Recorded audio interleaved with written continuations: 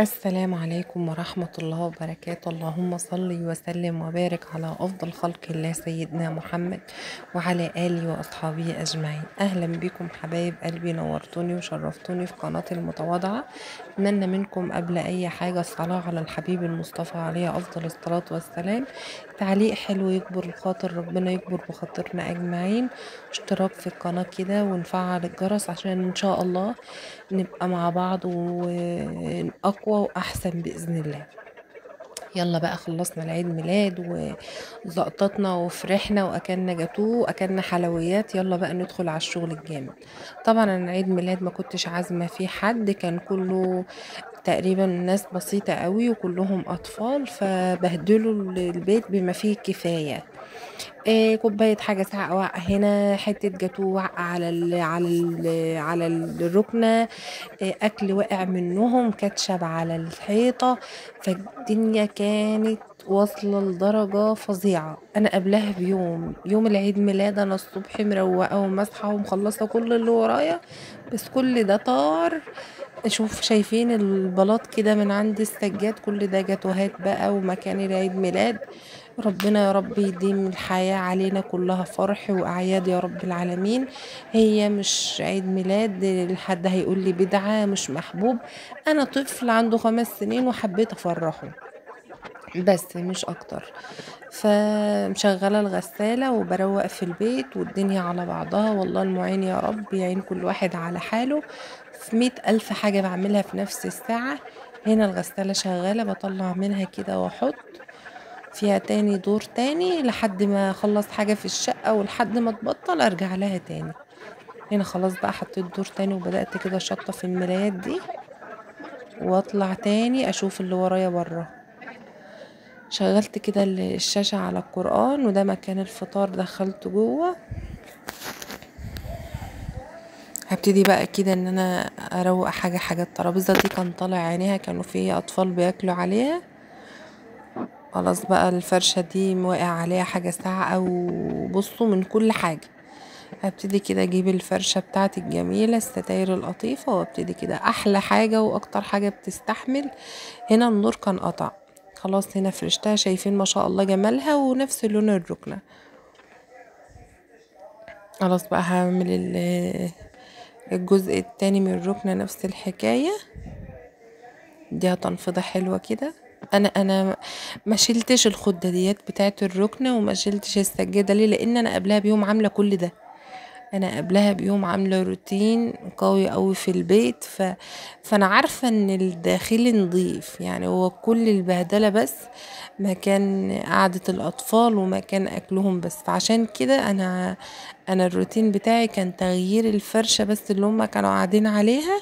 لكن الحمد لله انا منضفه من جوه قبلها بيوم. طلع الترابيزه كده على الركنه بقى، وابتدي ان انا اي حاجه قدامي بظبطها، لان كل حاجه كانت محتاجه تظبيط. اشيل الكوفرته دي نفعتني قوي، لانها حافظت على السجاده والكفر من اي بهدله تحصل عليه. الارض عندي كانت نظيفه، مجرد بس بهدلت الاكل، بس هي تحت السجاد نظيف. خلاص كده بدات هكنس كده السجاده بس.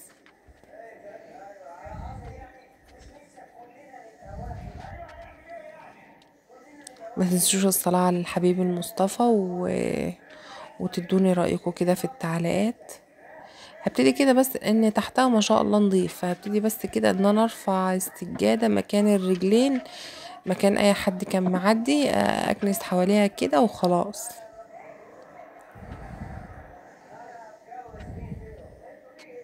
مكان عك الولاد بس والله رغم التعب اللي انا شفته، بس انا كنت مبسوطة. جبت كده شوية كورول بمية عشان مثلا لا نملة ولا اي حاجة تكون على الارض، مثلا مكان اي حاجة تفضل في الارض تلم حشرات ولا اي حاجة.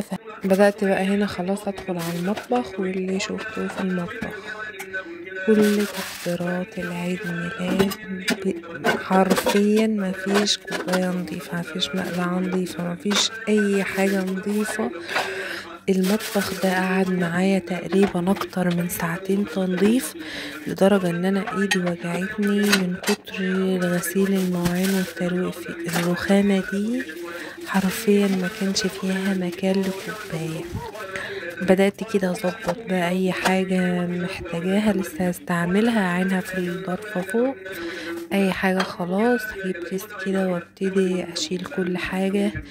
بصراحة اليوم ده انا تعبت قوي، بس والله على قلبي زي العسل. ربنا يديمهم نعمة يا رب، واعيش كده واعمل لهم، وربنا يديني الصحة واقدر ان انا اساعدهم يا رب، ويجعلهم برين بيا. كل حاجة بقى ترجع مكانها كده، اظبط على قد ما اقدر. ده المضرب اللي كنت بعمل بيه الكريمة، بدأت كده اجيبه امسحه عشان ما فيش اي حاجة تلزق عليه. امسحه كده وعينه في كرتونته تاني عشان اما اجي استعمله يبقى معايا نضيف. الرف اللي انا عاملاه على الرخامة ده حلو اوي، شايل معايا كتير. كل حاجة بقى ترجع مكانها تاني ونرتبه كده، والله المستعان. بصوا انا بقيت محتارة ابتدي منين واوقف فين. انا بقيت محتارة اعمل ايه ولا ايه، انا مش عارفة ابتدي منين. فقلت اول حاجة ان انا ارتب الرخامة دي خالص، افضيها من اي حاجة عليها، ارتبها كده وامسحها مسحة حلوة. بعدين بقى ادخل على الجزء بتاع الحوض بقى وبتاع المواعين. جبت كده شوية بريل واحط معاهم سلكاية، وابتدي ان انا ادعك الرخامة دعكة حلوة من اي كريمة، اي كيكة، اي حاجة كنت بستعملها عليها.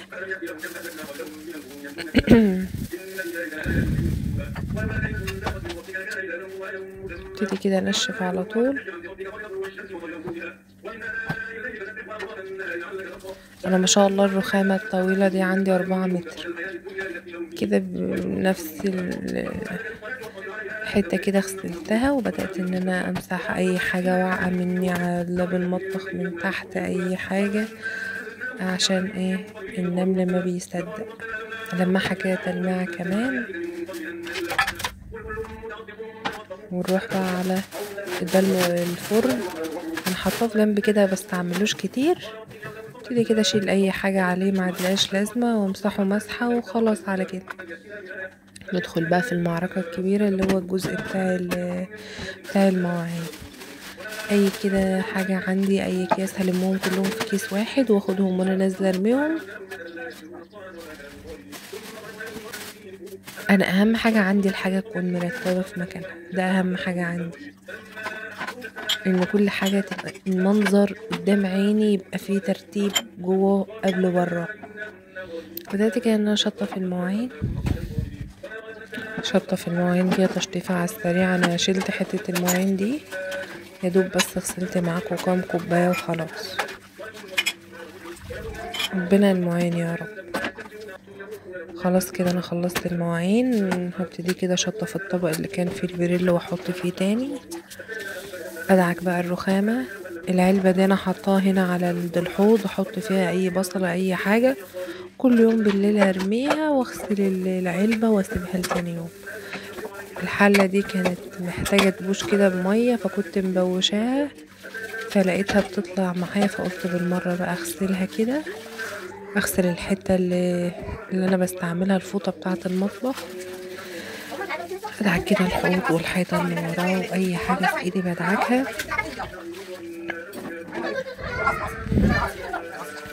خلاص كده بقى، كده ببتدي اشطف اي حاجة تيجي على ايدي على طول كده بالفوطة اللي معايا. ده كان كيس برسيل شرياب بعينه في الطرفة دي. خلصت كده؟ لا لا لا ابدا، لسه فيه. انا عندي كده بقى انفض الفرشة اللي على الارض دي، السجادة نضيفة وانا مسحاها، فبس هنفض الفرشة واديها كنسة وافرشها تاني.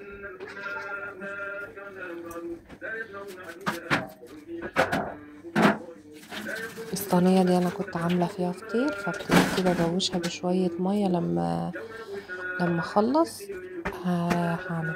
قعدت ليه كده؟ قعدت كده عشان انا كان عندي الظرفة بتاعة الحلل كله فوق بعضه مكركب، مش بعرف اجيب منها حاجة. فقلت خلاص انا الحاجات اللي هحتاج استعملها هسيبها، والحاجات اللي مش استعمالي فيها مش كتير هبتدي ان انا انقلها في غرفة تانية.